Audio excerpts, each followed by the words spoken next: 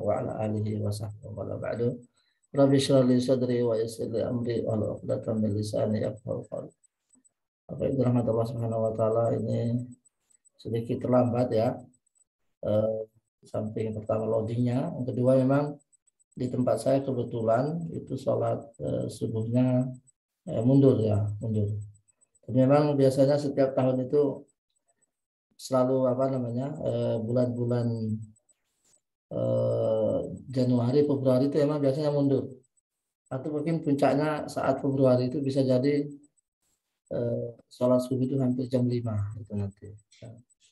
Beda halnya kalau bulan Oktober, November, Desember, Oktober, November itu majunya sangat kencang. Nah, sekarang mau mundur ini, mau mundur itu biasanya begitu tiap tahun. Jadi Januari, Februari itu biasanya subuhnya mundur. Nah, di tempat saya itu. Jadi hampir setengah 5 itu baru sholat.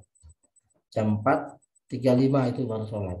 Nah, biasanya sholatnya kan biasa 10 menit sampai 15 menit. Ya. A'udzubillahi minasyaitonirrajim. Bismillahirrahmanirrahim. Wa min haitsu kharajta fawalli wajhaka syatral masjidil haram. Wa haitsu ma kuntum fawallu wujuhakum syatrah. فولوا وجوهكم شطره لئلا يكون للناس عليكم حجة إلا الذين ظلموا منهم فلا تخشوهم واخشوني ولأتم نعمتي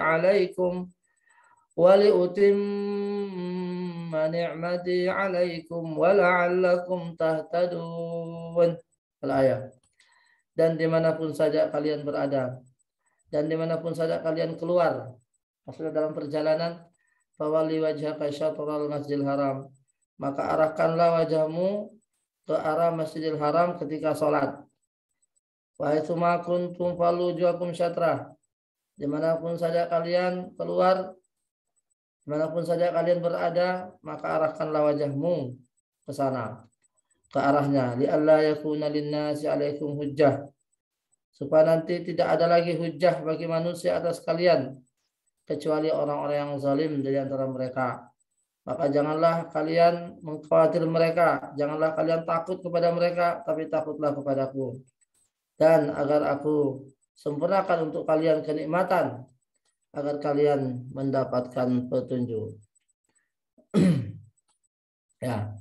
Jadi ayat ini masih berkaitan dengan arah kiblat ya. Jadi memang ini banyak bercerita tentang arah kiblat ini karena itu tadi ya, karena Rasulullah SAW awal mulanya di Madinah itu kiblatnya ke ke Baitul Maqdis. Nah, di mana yang di waktu yang bersamaan kaum Yahudi juga kiblatnya ke sana. Nah, ketika Rasulullah SAW berada di Madinah itu sekian kira-kira ada 16 bulan, beliau beserta para sahabatnya kalau sholat itu menghadapnya ke arah Baitul Maqdis. Ya. Ketika itu berlangsung, tentu kesempatan bagi Yahudi untuk menyindir atau nyinyir lah istilahnya. Dan mereka selalu mengatakan bahwa Muhammad ini kalau urusan kiblat ke kita. Ya, tapi kalau masalah yang lain, ya syariat yang lain kok beda. Berarti dia itu agamanya nggak sempurna. Nah, itu tentu ini kesempatan oleh Yahudi untuk menyindir Nabi SAW. Tentu Nabi tidak suka ini. Ya. Sehingga beliau selalu mengetengahkan kepalanya ke atas, berharap supaya turun perintah atau wahyu supaya kiblat itu diarahkan ke Masjid Al-Haram. Nah, akhirnya turunlah ayat yang sampai 2-3 kali yang memerintahkan kaum muslimin supaya arahnya ke arah Masjid Al-Haram. Ya. Termasuk ayat ini ya. La'alla yakuna linnasi 'alaikum hujjah. Ya. Supaya nanti orang-orang yang zalim itu, yang maksudnya orang Yahudi itu tidak lagi punya hujjah atas kalian.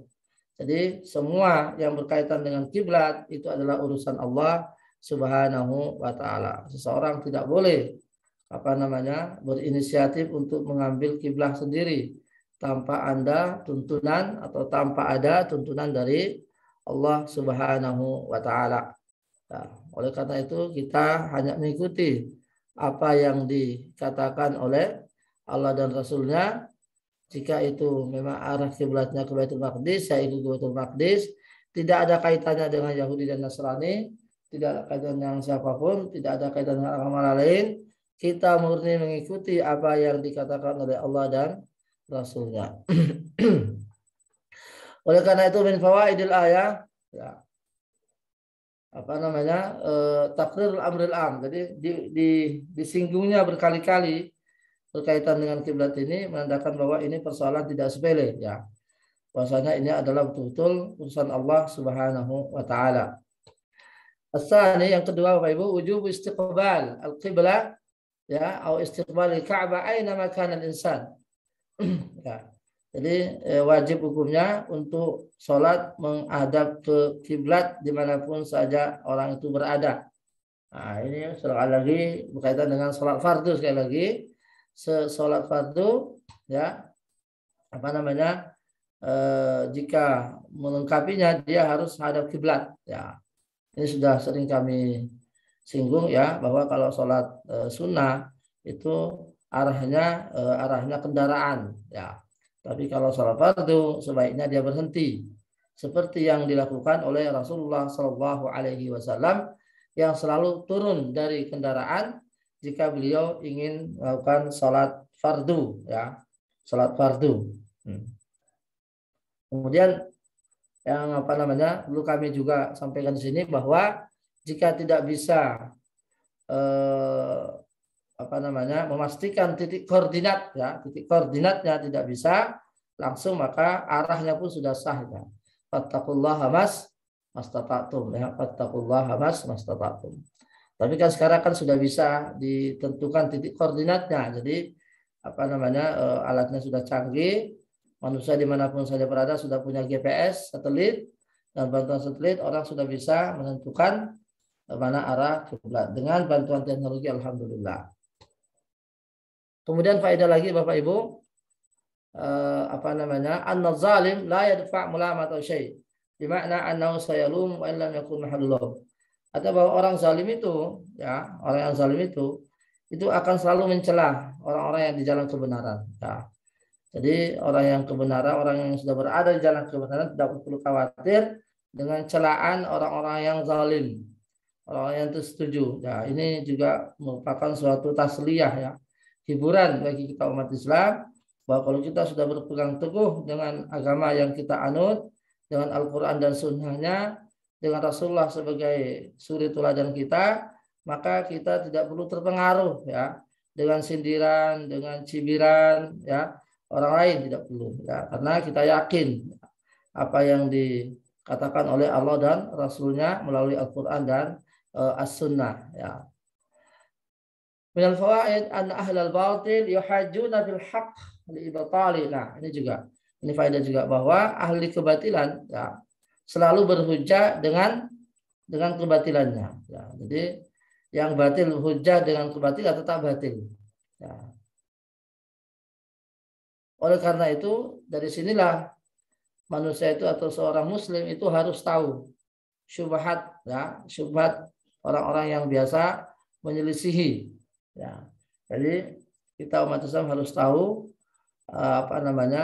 syubhat-syubhat orang-orang kafir yang berkaitan dengan agama kita, sehingga kita bisa yakin dengan apa yang kita miliki, ya, bahwa apa yang ada dalam kitab dan As-Sunnah, insya Allah itu adalah kebenaran yang tidak bisa ditawar-tawar, ya. Fama zaba dal haqqi illa dalal. Apalagi setelah tidak ada lagi yang datang setelah kebenaran kecuali kesesatan. Kemudian faedah lagi, wujub tanfidhi syariatillah azza wa jalla wa alla yakhshal insanu lawmata laim. Ini juga bahwa kalau kita sudah yakin dengan agama kita, maka wajib kita laksanakan apa yang menjadi kewajiban agama kita semampu kita. Ya, wujub tasyri' artinya wajib hukumnya melaksanakan syariat ini sesuai dengan kemampuan kita, wala yakhshal insanu laumata laim. Maka dia tidak perlu khawatir sindiran atau cibiran orang lain. Nah, ini penting sekali. Bahwa kadang-kadang kita ini ya untuk ketika kita melaksanakan syariat kita itu biasanya orang itu minder. Nah, ini bahaya sekali. Jadi al-izzah ya, keagungan itu adalah milik Allah dan Rasulnya dan milik orang Islam.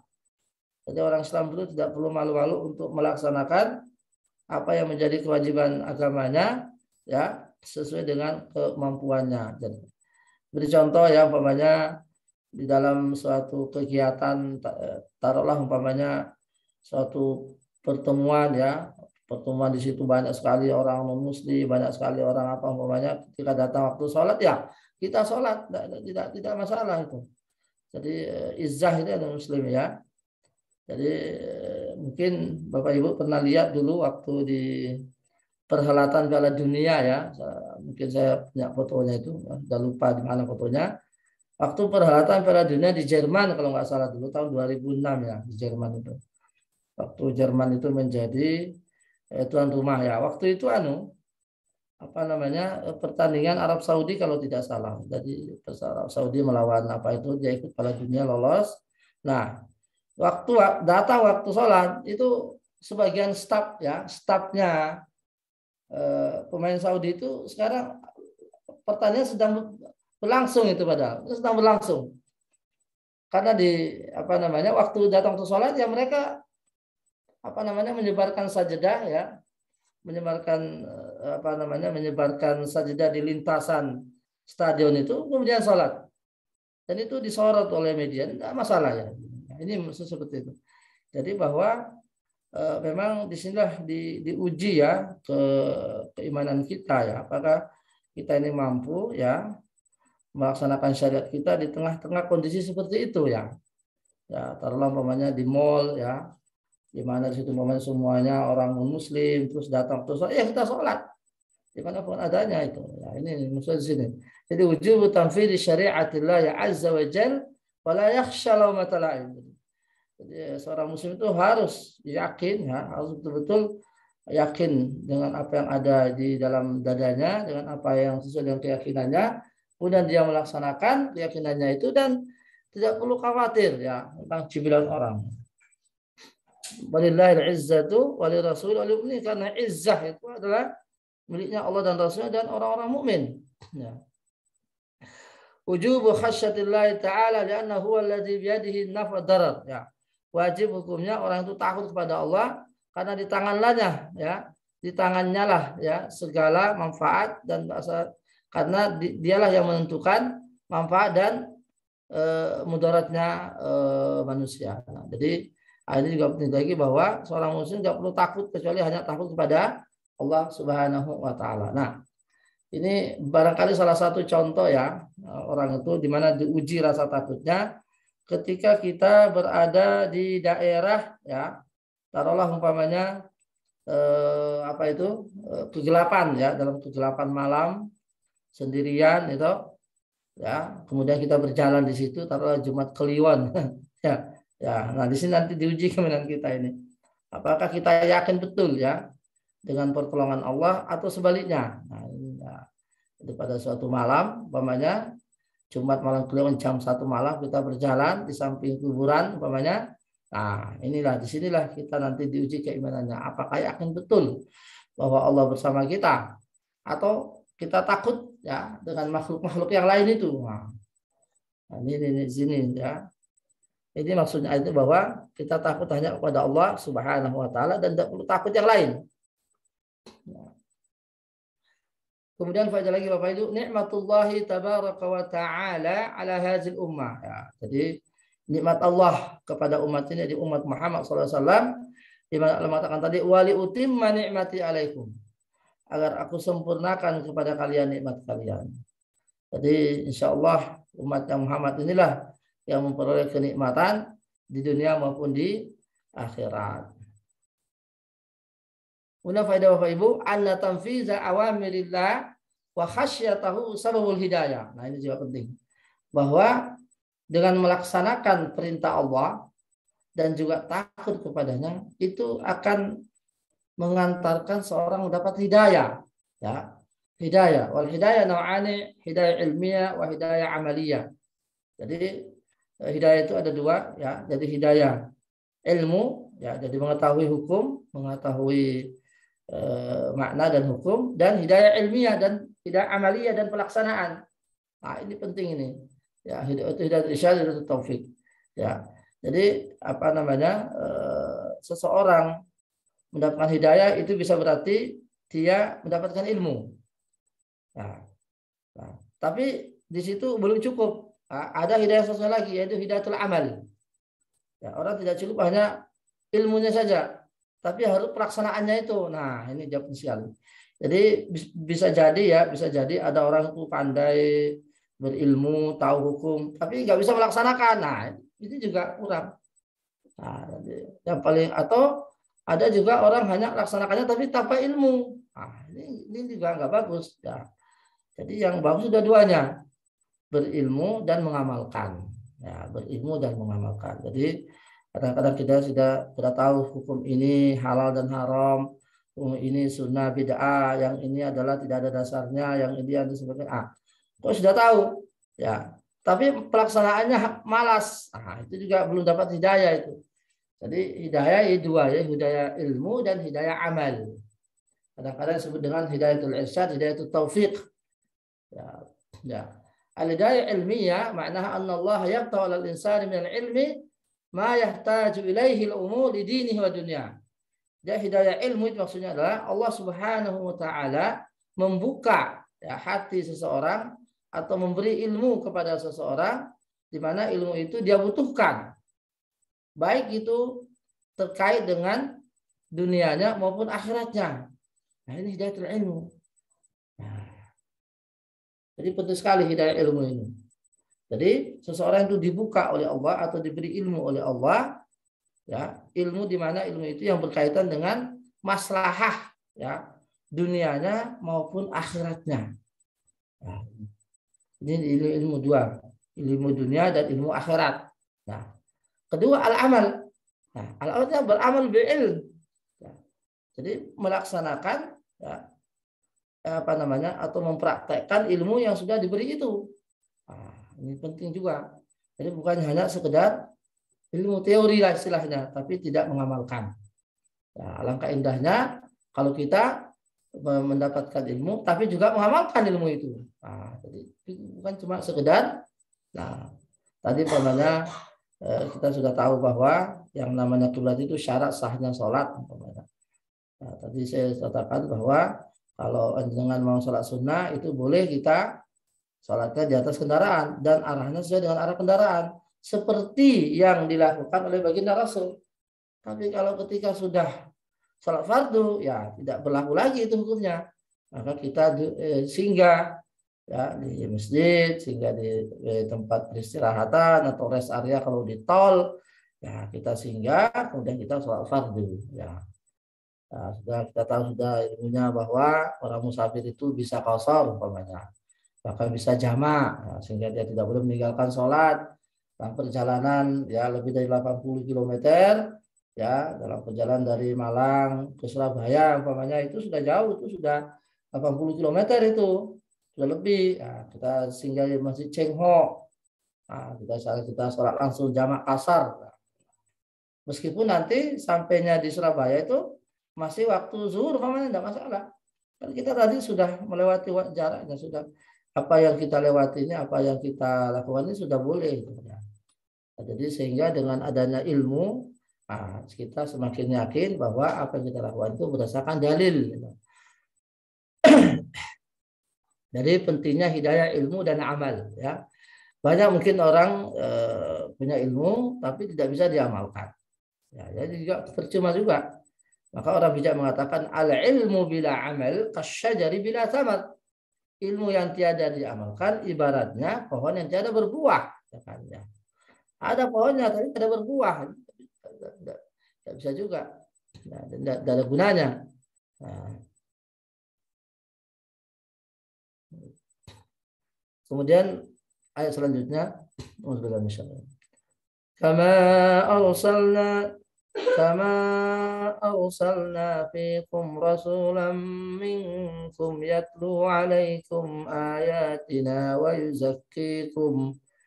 ويزكيكم ويعلمكم الكتاب والحكمة ويعلمكم ما لم تكونوا تعلمون. Ya. Kama arsalna fiikum rasula. Ini khitabnya kepada umat Islam ya, atau umat Quraisy ya. Sebagaimana kami telah mengutus kepada kalian, yaitu seorang rasul. Ini tentu rasul ini adalah Muhammad sallallahu alaihi wasallam. Jadi ini termasuk penyempurnaan nikmat ya kepada umat Islam ini atau umat akhir zaman ini. Jadi waliutimma ni'mati alaikum, tadi sudah disebutkan bahwa untuk nikmat kami sempurnakan nikmat ya, nikmatku kepada kalian ya. Dan juga kami telah mengutus rasul. Nah, jadi ini juga nikmat. Kami telah mengutus rasul kepada kalian, di mana rasul ini yatlu alaikum, membacakan kepada kalian ayat-ayat Allah Al-Qur'an, wa yuzakkikum. Ya. Dan rasul ini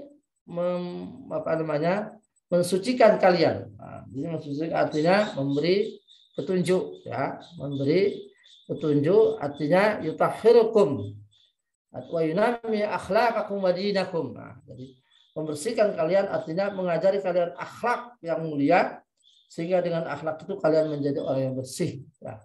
Wa yu'allimukumul kitab, dan rasul ini mengajarkan kepada kalian yaitu Al-Qur'an.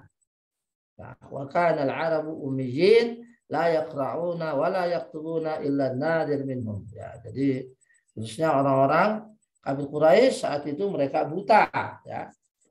Nah, datanglah Rasulullah mengajarkan kepada mereka Alkitab wal hikmah. Nah, hikmah di sini adalah ada mengatakan itu adalah asrarus syariah wa husnul tasarruf. Ya, jadi hikmah bisa jadi hikmah di sini adalah as-sunnah.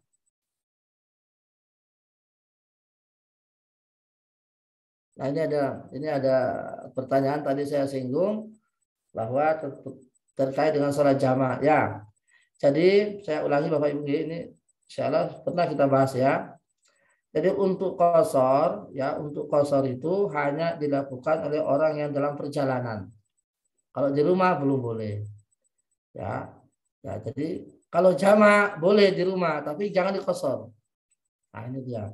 Jadi kalau jamaah itu boleh dikerjakan oleh orang yang di rumah dengan ada alasan tentunya seperti kesibukan. Nah, seperti tadi ini mau safar, ada dia melihat waktu, ya di jamaah ya silakan, tapi tidak boleh diringkas, tidak boleh diqashar. Jadi qashar itu hanya ketika kita sudah di perjalanan, ya sudah keluar rumah, ya keluar rumah, ya. Nah ada menyebut setelah keluar kota, baru dia boleh mengqashar. Ada mengatakan kalau dia sudah meninggalkan rumah, jadi dia sudah berada dalam perjalanan. Ya, seperti contoh mamanya orang itu dari Surabaya atau dari Malang lah, mau ke Surabaya.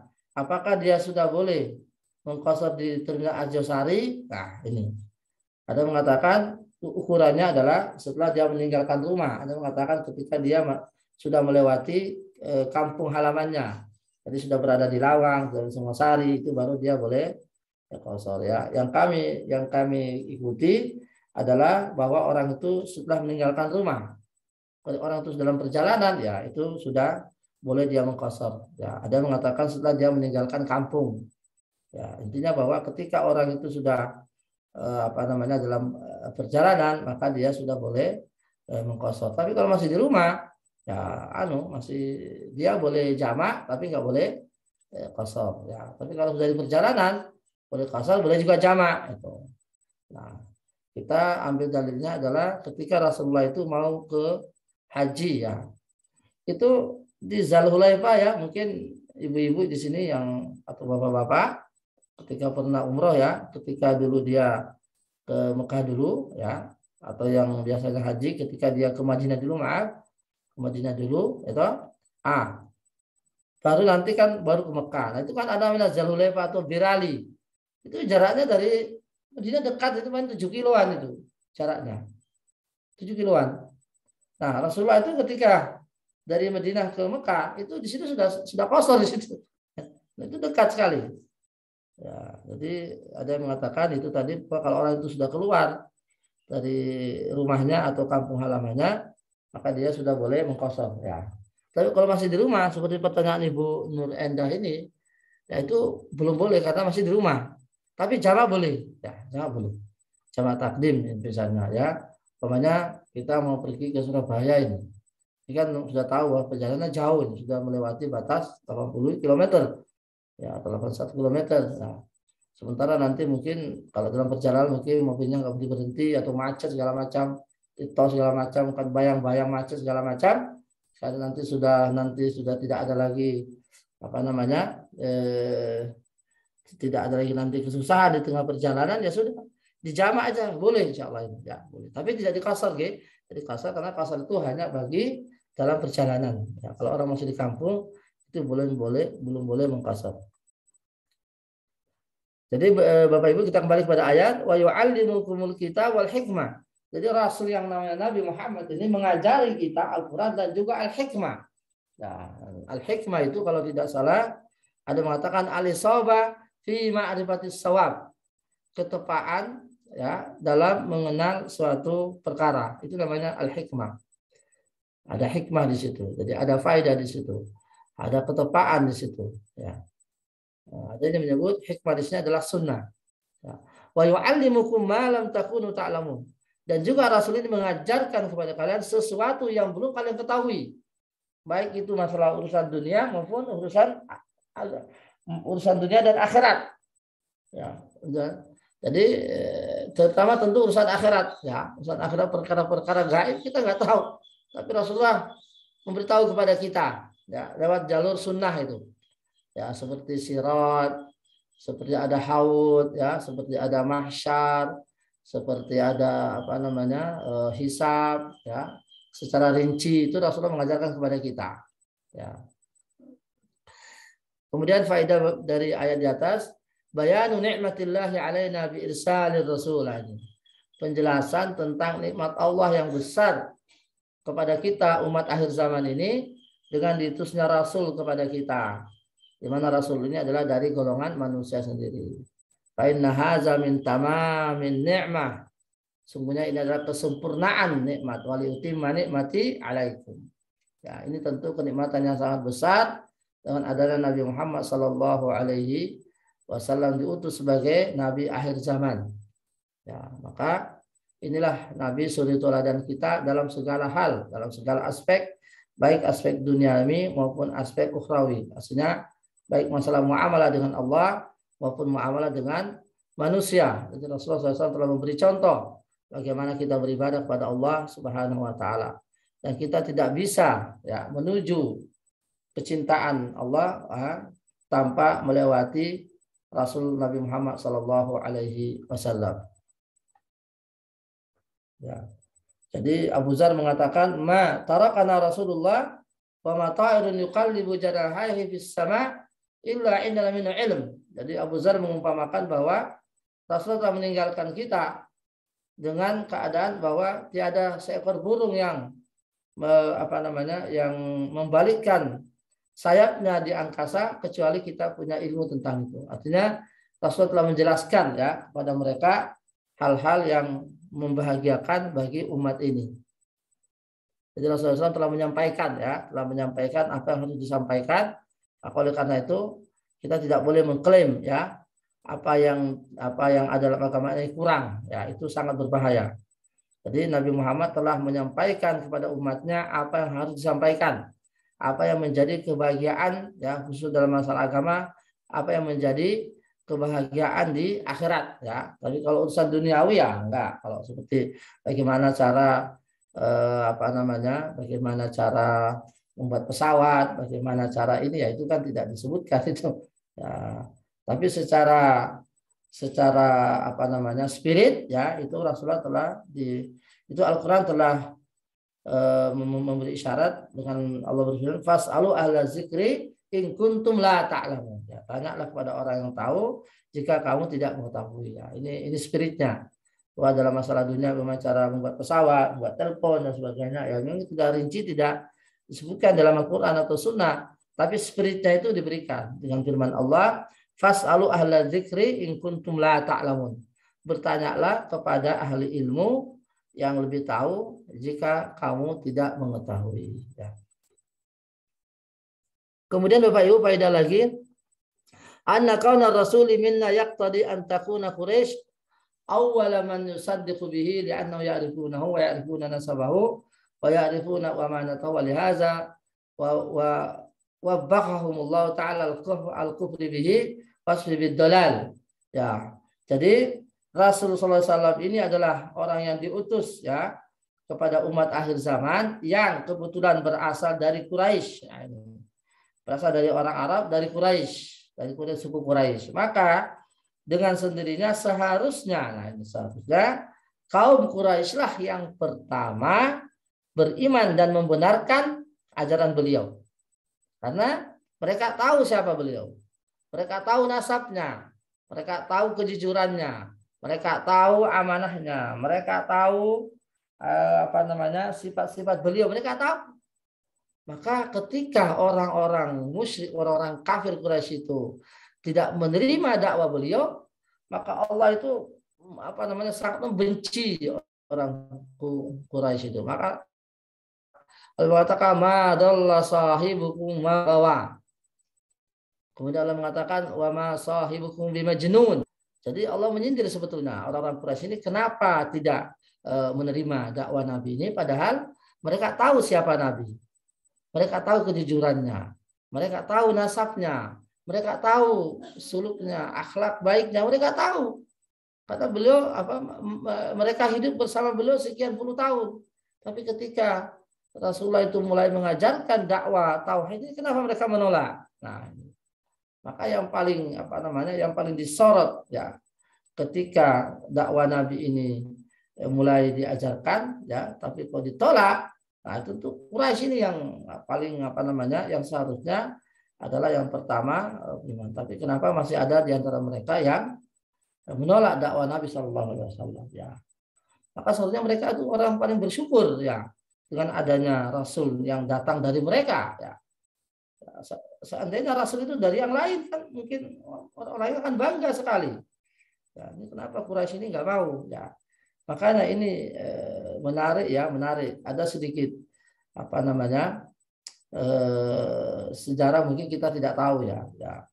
Jadi ketika perluasan Islam ya, ekspansinya Islam ini ke mana?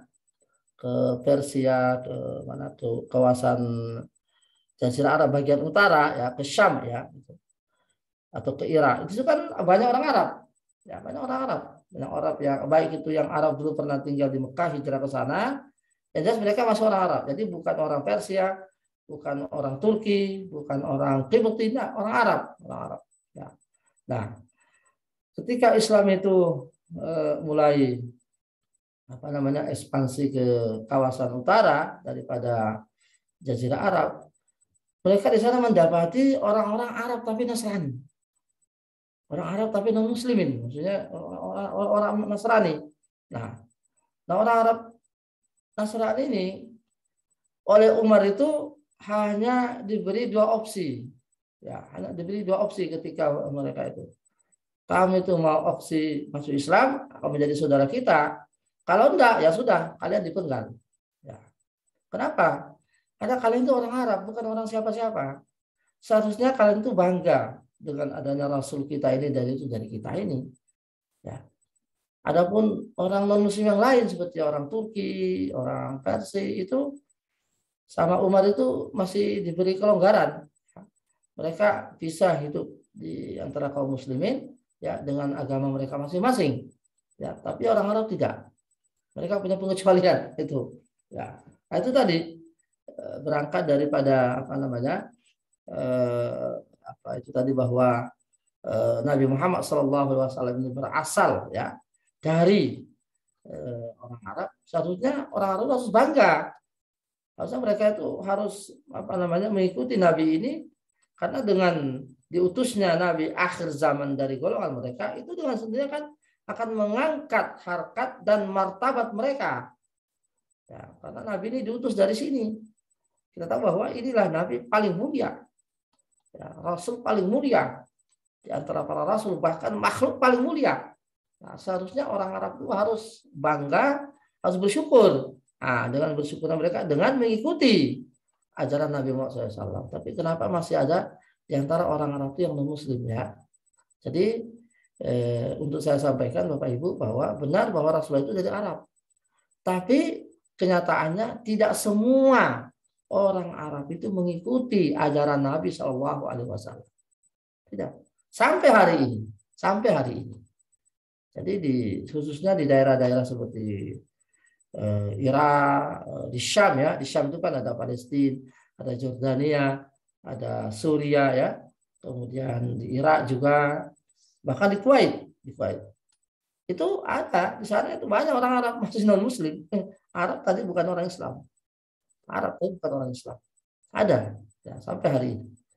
Nah ini tentu apa namanya mereka seharusnya lebih utama ya untuk menerima dakwah ini karena Rasul ini diutus dari mereka ya, bukan dari Indonesia ya, kita ini jauh dari Indonesia, jauh dari Arab. Alhamdulillah kita bisa apa namanya mengikuti Rasulullah Shallallahu Alaihi Wasallam ini.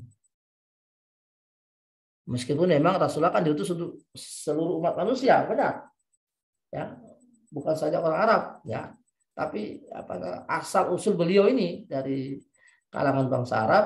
Seharusnya orang Arab itu bangga dan bersyukur ya dengan diutusnya Rasul yang paling mulia di antara mereka. Kemudian Bapak Ibu, faedah lagi, anna nabiyya ballagha jami'a ma uhiya ilaihi ala wajhil kamal ya. Jadi dari ayat di atas sudah bisa kita pahami pula bahwa Nabi SAW itu telah menyampaikan semua yang telah diwahyukan kepada beliau. Beliau tidak pernah menyembunyikan apapun. Ya. Jadi segala yang terbaik bagi umat itu sudah disampaikan, dan segala yang tidak baik untuk umat juga sudah disampaikan. Maka janganlah sekali-kali ada di antara kita yang merasa ya bahwa lebih pandai dibanding Nabi, atau merasa amalannya itu lebih bagus dibanding Nabi. Ya, itu juga bisa jadi itu syubhat. Ya, jadi kita tidak bisa mengatakan bahwa Nabi itu kurang dan sebagainya ya. Jadi apa yang ada dari Nabi itu harus kita ikuti ya. Meskipun barangkali dalam hati kita itu kurang seret. Nah, maka Rasulullah mengatakan dalam hadisnya itu tidak sempurna iman seseorang sampai hawa nafsunya, keinginan pribadinya, adat istiadatnya itu tunduk kepada apa yang dibawa oleh Nabi Shallallahu Alaihi Wasallam. Ya.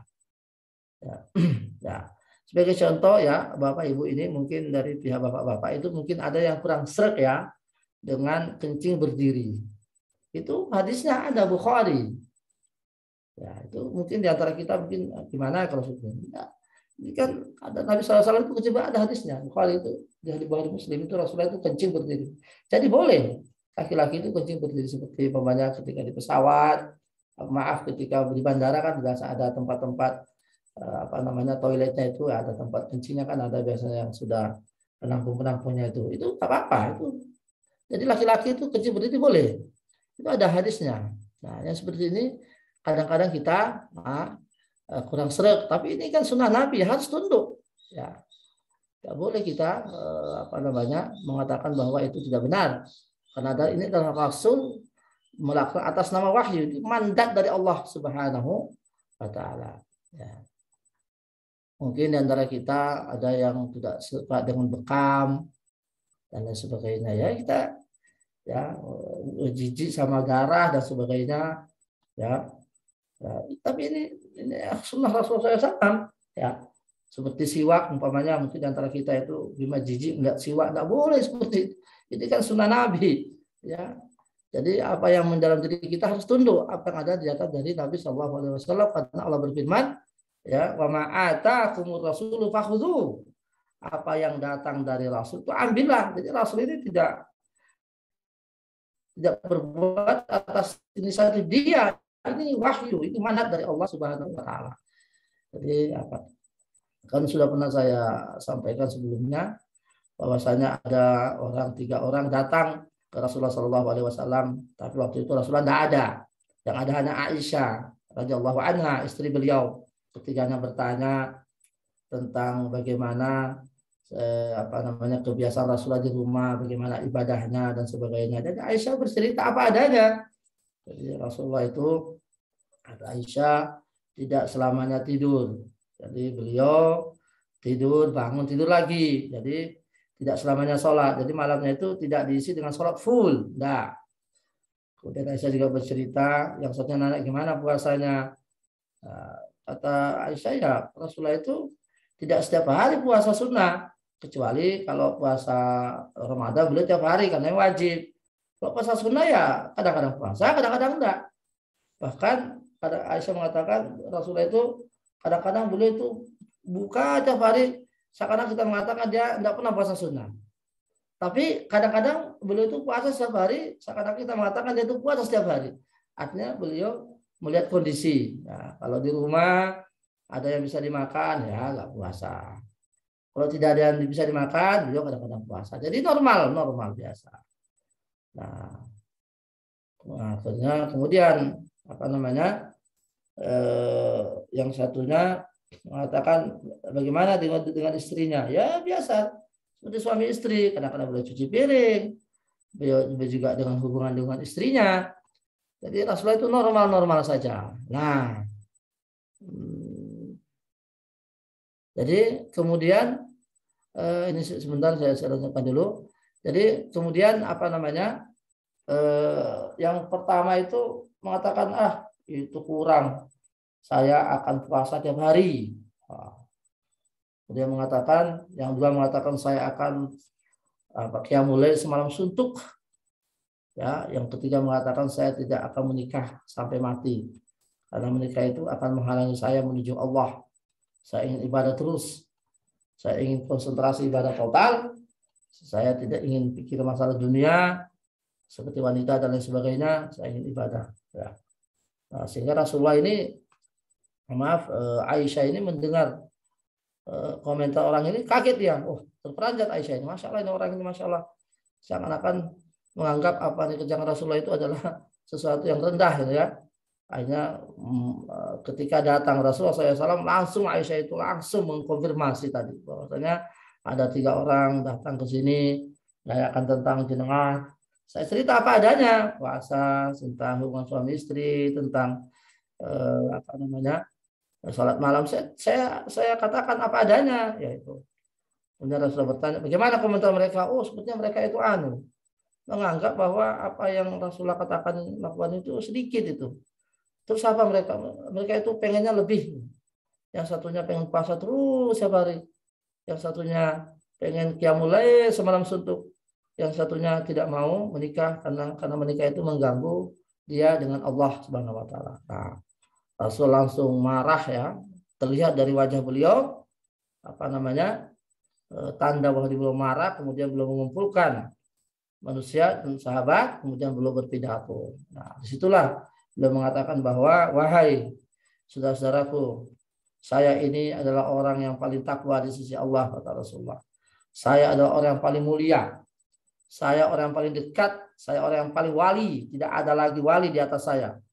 Tidak ada lagi orang yang mulia di atas saya. Nah, Rasulullah menjelaskan, saya ini kalau di rumah ya di malam hari tidur, bangun tidur lagi.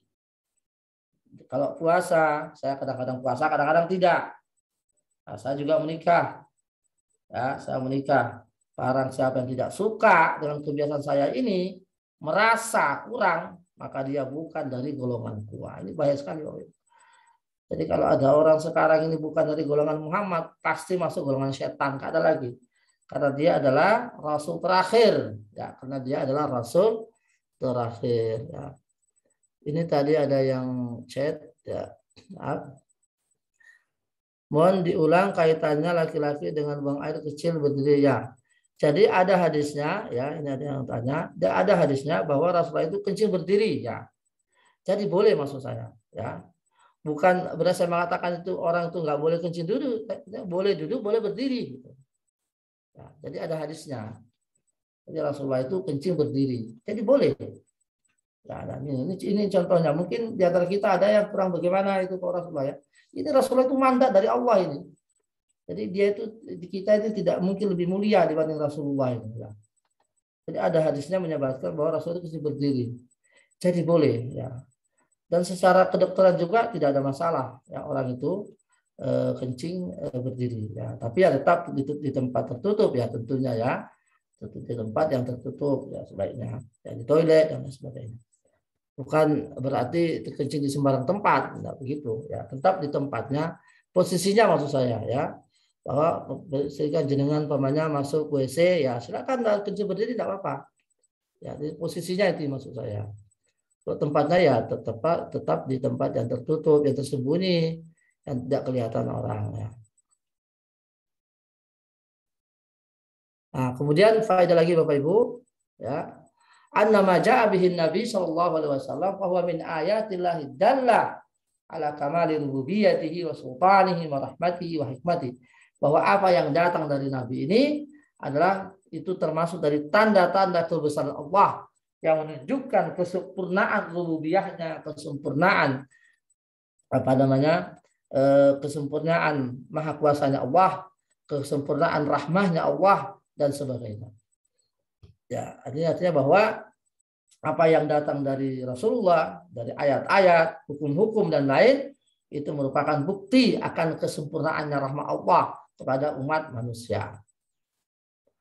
Kemudian faedah anna syariah allati ja'a biha nabi kulluha tazkiyah. Nah, ini juga bahwa syariat yang dibawa Nabi ini semata-mata untuk mensucikan kita sebetulnya. Dan meningkatkan akhlakul karimah, memperbaiki akhlakul karimah dan mengajak kepada akhlak yang baik. Ya. Walihaza kana min al-qawaid al-muqarrarah fi syariah ana ta'ti bil masalih al-khalisah. Bahwasanya di antara kaidah yang disepakati oleh para ulama bahwa syariat ini datang untuk membawa maslahat yang ar-rajihah. Jadi maslahat yang kuat ya, yang utama ya. Wa tanha 'anil mafasidil khalisah dan menghindari ya dan melarang ya kerusakan ya. Fal hamru fi masalih ya, contohnya ini. Khamar itu memang ada maslahatnya. Ada mafsadahnya juga. Lakin mafasid rajihah. Tapi mafsadahnya lebih kuat, maka itu dihindari. Walihada hurrim. Ya. Ya. Al-hadru ala safih bi maslahah. Tapi mafasid, ya, menghindari orang yang tidak tahu, maksudnya, ya, itu ada maslahatnya, ada mafsadahnya. Tapi masalahnya lebih kuat karena untuk mengajari mereka, maka lebih utama mendekati orang yang bodoh, maksudnya yang tidak tahu, ya, dan begitu seterusnya. Jadi syariat ini mengutamakan maslahat. Ya. Anna kullama fihi tazkiyah lin nufus fa inna syari'a qad ja'at bihi wa yuzakkikum. Nah, jadi semua yang datang dari syariat ini insyaallah baik dan akan mensucikan kita.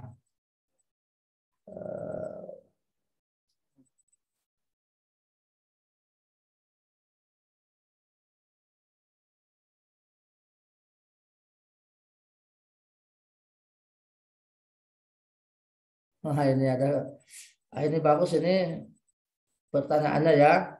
Ada teman yang bilang kalau suaminya selalu tidur membelakang istri dengan alasan ikuti sunnah karena kalau tidur sebaiknya menghadap kiblat. Apakah benar Ustaz? Karena istrinya kadang merasa tidak suka kalau dilakukan demikian. Oh iya ya. Ya. Jadi memang di dalam hadis itu disebutkan Rasulullah itu tidurnya itu dengan di jambi al-aiman ya. Tapi kalau hubungan ya akan beda ya. Jadi ya itu kan bisa digabungkan sebetulnya. Kalau orang berpelukan dengan istrinya ya bisa saja dia membalikkan ya. Kalau sudah selesai kan bisa saja dia nanti kembali kepada posisi semula ya. Jadi hal ini saya katakan bahwa itu tidak wajib ya. Jadi kalau dia ketika dia tidur sendirian ya atau ketika dia dalam istirahat ya dia tidur ketika di samping kanan. Tapi kalau dia bersama istrinya ya kan dia terserah ya. Ya mau dia mau belakang, mau dia sebaiknya ya. Ya kalau dia mau hubungan suami istri ya seperti suami istri. Kalau sudah selesai kan bisa kembali lagi ke posisi yang semula. Ya, atau itu bisa saja itu dikabulkan istilahnya dari malam ini hadap-hadapan umpamanya besoknya kembali lagi seperti biasa. Jadi saya kira ini tidak perlu harus menjadi pemisah ya. Jadi sunnah seperti ini tidak sampai menjadikan merenggangkan ya hubungan antara suami istri dan juga untuk meningkatkan hubungan suami istri juga tidak mesti harus dengan cara tidur kan. Nah, itu. Jadi banyak orang itu bisa langgeng hubungan suami istrinya tanpa harus dengan tidur seperti itu. Ya. Dan juga orang itu bisa melaksanakan sunnah tidak mesti harus menjauhi istrinya, kan gitu. Ya. Jadi ini pertanyaan yang bagus sebetulnya. Ya. Bagi seorang suami ya betul bahwa itu haknya istri ya. Jadi ada haknya istri kepada kita sebagai seorang suami yang harus dipenuhi juga. Ya. Ya, ini betul-betul pertanyaan yang sangat betul-betul mengena ya. Ketika sunnah dihadapkan dengan seperti ini ya. Saya jawab bahwa itu bisa ya, sunnah tidak bertentangan, kan bisa kita lakukan ya. Artinya ini kan harmoni saja sebetulnya. Jadi harmoni antara suami istri tidak mesti dengan salah satunya dengan hubungan. Nah, dan harmoni dengan suami istri bisa dilakukan dengan cara yang lain. Ya. Jadi dengan tidur itu hanya sunnah saja ya. Dan memang jadi katanya, jadi tidur itu dengan kanan bagian kanan badan ya itu katanya memudahkan jantung gitu ya, jantung kita tidak tertekan gitu. Saya pernah baca di buku Ibnu Qayyim menyebutkan itu ya. Tapi intinya sekali lagi Bapak Ibu, Rasulullah juga mengajari kita untuk hubungan suami istri bagus ya, tidak ada kerenggangan ya. Dan kalau memang itu menjadikan dia tersinggung, itu ya tidak masalah dia merubah ya, tidak merubah bisa saja dia merubah posisinya kalau memang istrinya itu merasa tersinggung, karena tidur dengan cara itu hanya sunnah saja. Sementara menjaga kerukunan antar suami istri itu wajib. Nah, kalau memang sampai ke sana ya, kalau memang sampai ke sana persoalannya ya. Wallahu taala alam. Kita doa kepada Allah Subhanahu wa taala, semoga Allah Subhanahu wa taala senantiasa menjadikan kita orang-orang yang selalu rukun ya, dengan istri, dengan suami, dan juga rukun dengan tetangga, menjadikan hubungan kita dengan keluarga kita baik-baik semuanya, dan semoga semuanya diberi hidayah ilmu dan hidayah amal ya, sehingga bisa menjalankan syariat ini dengan baik, dengan segala ketenteraman, dengan segala kepuasan, dengan segala keridhaan dan keikhlasan, sehingga diterima Allah Subhanahu wa taala. Amin ya rabbal alamin.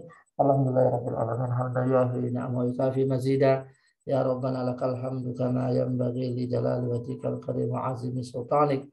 Allahumma inni as'aluka as-sihhata wal afiyah.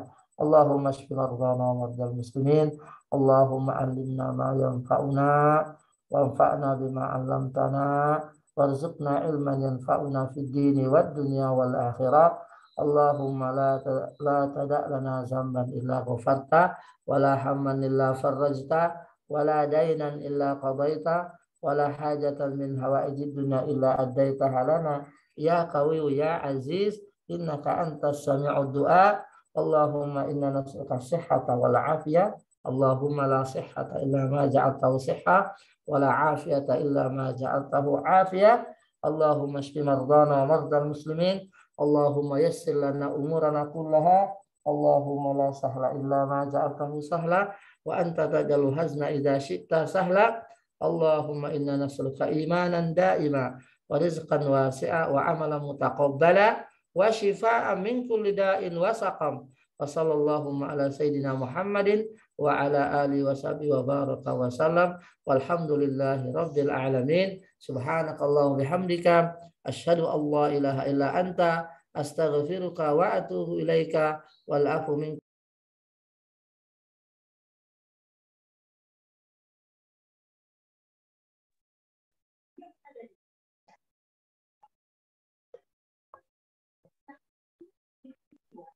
Matur Ustadz, matur Prof. Sadun. Terima kasih Ustadz, terima kasih Prof.